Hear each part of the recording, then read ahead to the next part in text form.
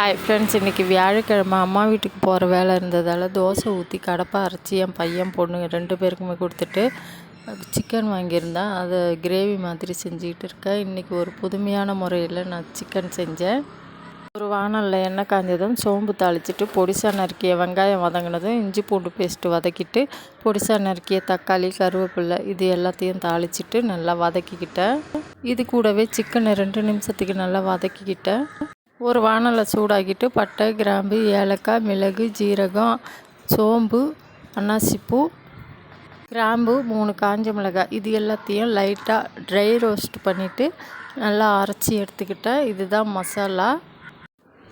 2 நிமிஷத்துக்கு பிறகு சிக்கனை நல்லா கிளறி விட்டுட்டு இது கூடவே கொஞ்சமாக மஞ்சள் தூள், தேவையான அளவுக்கு உப்பு, நம்ம அரைச்சி வச்ச மசாலா பவுடர், தேவையான அளவுக்கு மிளகாய் தூள் இது எல்லாத்தையும் சேர்த்துட்டு நல்லா கிளறி விட்டுட்டு ஒரு 2 நிமிஷம் மூடி போட்டுடணும்.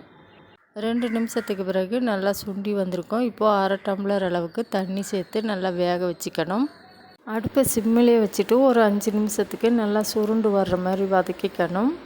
மசாலா தனியாக அரைச்சி போடுறதால டேஸ்ட்டும் மணமும் சூப்பராக இருக்கும். நல்லா சுருண்டு வந்ததும் ஒரு 1/4 மூடி தேங்காய் எடுத்து நல்லா நைஸாக அரைச்சி சேர்த்திங்கன்னா சிக்கன் கிரேவிக்கு திக்னஸ் கிடைக்கும். பார்க்கவும் நல்லாயிருக்கும், சாப்பிடவும் டேஸ்டியாக இருக்கும்.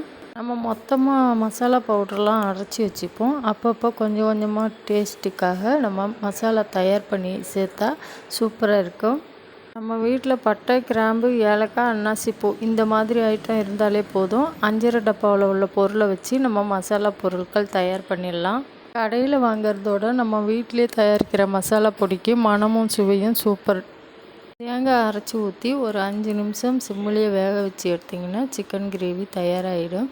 இதை இட்லி, தோசை, இடியாப்பம், பரோட்டா, சப்பாத்தி எல்லா வித சாப்பாட்டுக்கும் சூப்பராக இருக்கும். எப்போவுமே சிக்கனை ஒரே மாதிரி செய்யாமல் இந்த மாதிரி நம்ம மசாலா தயார் பண்ணி செஞ்சோம்னா சூப்பர் டேஸ்ட்டில் கிடைக்கும். இந்த மசாலா செஞ்சு நம்ம சமைக்கும்போது வீடே மணக்கும். அந்த மாதிரி மணமும் சுவையும் கிடைக்கும். நான் சிக்கனை 65 செய்யலான்னு தான் பார்த்தேன். இருந்தாலும் நம்ம வேறு மாதிரி செய்யலான்ட்டு மசாலா தயார் பண்ணி செஞ்சேன். சூப்பராக இருந்துச்சு. நான் இந்த மசாலா தயார் பண்ணுறதும் ஒரு சேனலில் தான் பார்த்தேன். நல்லாவே வந்துருந்துச்சு. இந்த மாதிரி நீங்களும் செஞ்சு பார்த்துட்டு எப்படி இருக்குன்ட்டு கமெண்ட்டில் சொல்லுங்கள். எனக்கு வேலை அதிகமாக இருக்கிறதால அந்த டைமுக்கு வீடியோ அப்லோட் பண்ண முடியல. முடிஞ்ச வரைக்கும் நான் ஃப்ரீயாக வரத்துக்கு ஒரு 2 நாளாச்சும் ஆகும். நான் கரெக்டான டைமுக்கு நம்ம வீடியோவை அப்லோட் பண்ண பார்க்குறேன். இந்த வீடியோ பிடிச்சிருந்தால் லைக் பண்ணுங்கள், கமெண்ட் பண்ணுங்கள். நம்ம சேனலை பார்க்குற எல்லாருக்குமே நன்றி. சப்போர்ட் பண்ணுங்கள். நாளைக்கு இன்னொரு வீடியோவில் பார்ப்போம். தேங்க்யூ, பாய்.